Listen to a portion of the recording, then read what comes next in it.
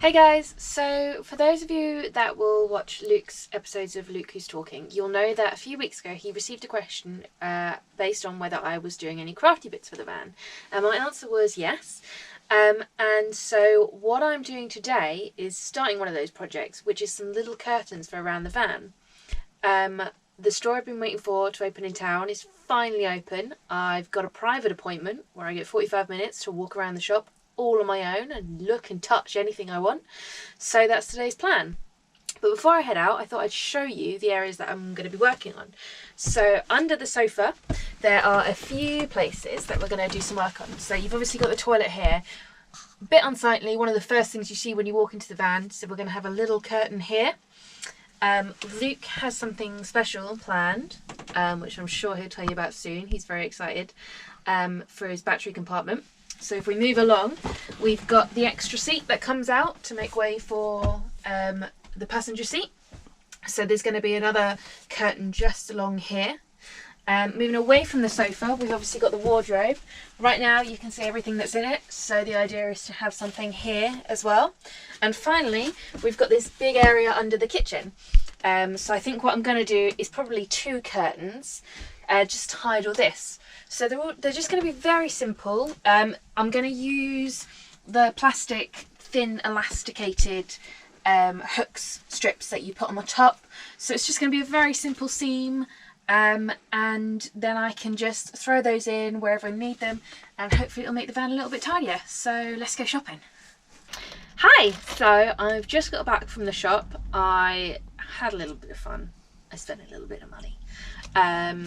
But let's have a little look. There's quite a few things in here, but there's only actually one thing that, well, no, I'm gonna lie. There's two things that relate to the van in here.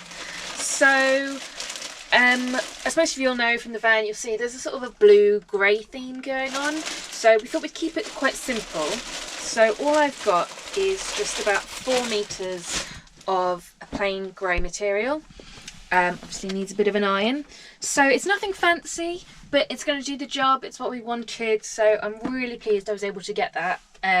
For those of you that have obviously been limited to online shopping, you'll know that a lot of places don't have much in stock. But the places I have been able to buy crafty bits over the last few weeks, it's very hard to buy material online when you haven't seen it, you haven't felt it. So I really wanted to be able to get into the shop to be able to do that, so I could have a look at everything they had on offer, all the colours, all the patterns, and like I say, get a real feel, literally, for the material to know that it's a decent piece of material. So I've got about 4 meters of that. It's probably more than I need, but it's always good to have a bit extra. So the next step, when I find the time, is obviously to make the curtains. Hopefully I can get that done sooner rather than later. So the next thing you'll see will be these up and about. One other thing I bought, which again relates to the crafty question I received a few weeks ago, something I've been making for the van for quite a while, was a quilt. Again, I've run out of fabric, or enough fabric to expand on this quilt, so today was really good to be able to get a feel and an idea of what else I could build on. So I bought a couple more pieces of material.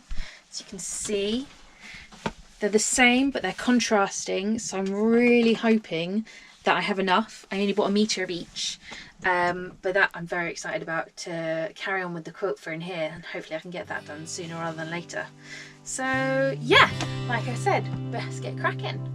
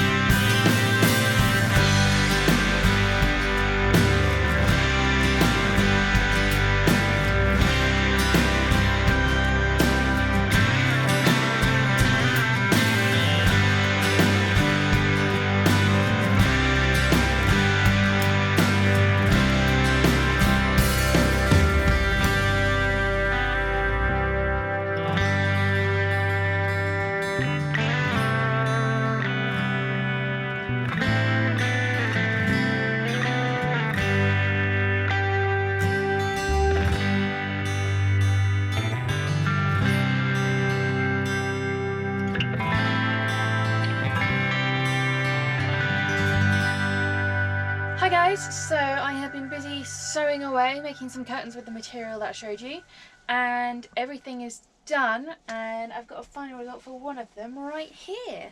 So this is gonna go underneath the kitchen, and what I decided to do in the end was I did two, so that literally is like two opening and closing curtains. I kept it really simple when I was making these. So in terms of the size of my material, when it came to the width of each curtain, I would just measure the width of the cupboard, and then I did that times 1.5. So you've got a bit of a gathering up the top. Usually when you make a big set of curtains you probably double it, but because we're just dealing with smaller spaces I did 1.5. And then I added some extra length to the top and bottom for my folds, and obviously a little bit extra, a couple of extra centimetres either side for my folds on the sides.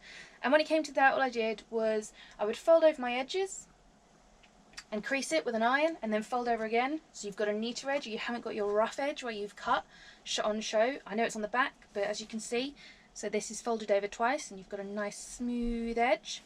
And then I would just sew that and do that either side, so you can see. Voila. And then with the top, I probably left 2.5, maybe 3 centimetres fold. And as again, you can see, I would fold it over once and then fold it over again. So it just gives you a nice smoother edge, rather than having your jagged edge from when you've cut with your scissors. My white bobbin underneath, but then I've got a nice grey. I was able to find a pretty close match in terms of my thread for the top. So that's the top, and then again the bottom is probably a little bit bigger in terms of my fold, whatever was left in terms of my length. So for this had to be 79.5 centimetres in height. So I would measure from the top, now that this is folded, and then you can't see it obviously, but it's inside there's chalk marks. And then fold it over so that the length of this was 79.5. Again, just folding over once and then folding over again to get that nice smoother edge. So let's pop them on and see if they fit.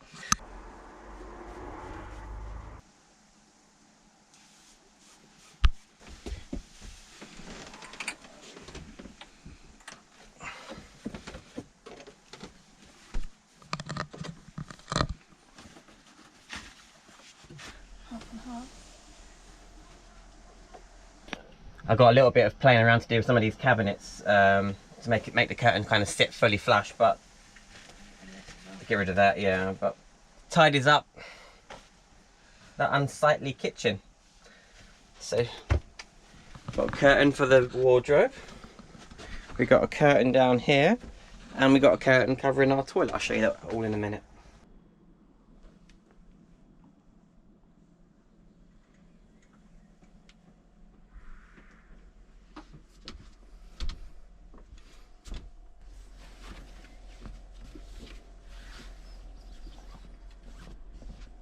There we go, curtains.